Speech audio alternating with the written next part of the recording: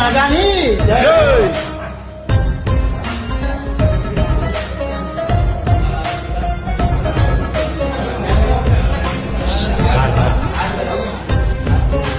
પાટણની કંટ્રીમાં વીરોના વીર સિદ્ધરાજ જયસિંહની જય.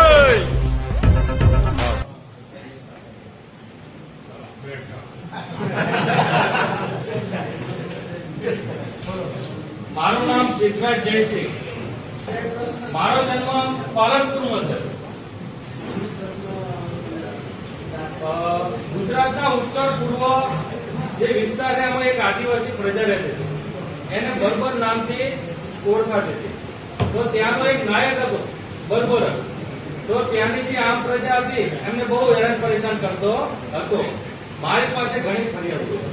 તો પછી ત્યાં મેં બર્બર એટલે કે બાબરા ભૂત તરીકે જે ઓળખાતો એના ઉપર વિજય મેળવવાનું મેં નક્કી કર્યું અને હું મારા સૈન્ય સાથે ત્યાં ગયો. તો પ્રજાના હાલચાલ પૂછ્યા. બર્બરક નામનો જે એમ કહેવાય રાક્ષસ એને મારે હરાવવા માટે એની સાથે યુદ્ધ કરવું પડ્યું. પણ જયારે એની સાથે યુદ્ધ ચાલુ કર્યું ત્યારે મારી આ તલવાર પણ ભાગી ગઈ હતી અને મેં એની સાથે મલ યુદ્ધ શરૂ કર્યું. તો મલ યુદ્ધ એટલે એકબીજાને પટકાયા. શરીરમાં મારા કરતા પણ એક ખડતર હતો, પણ છતાં પણ મેં હિંમત ના હારી અને મેં મારા હાથ વડે એવો દબૂચી લીધો કે હું એની મારવાની એને તૈયારીમાં જ હતો કે એને હું હવે ખતમ કરી દઈશ.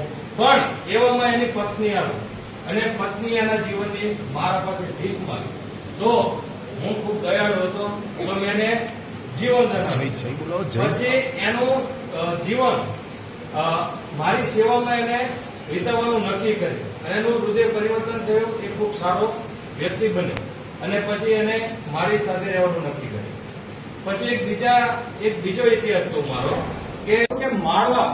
તો માળવા પ્રદેશમાં હું જયારે ચડાઈ કરવા જવાનો હતો ત્યારે હું એક રસ્તામાં જતો હતો ત્યાં એક સુંદર એવું એક દાહોદ નામનું એક ગામ હતું.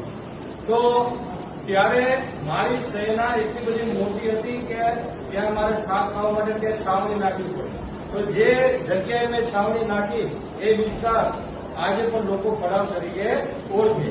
પણ એમની જરૂરિયાતો પણ પૂરી કરવી જરૂરી હતી.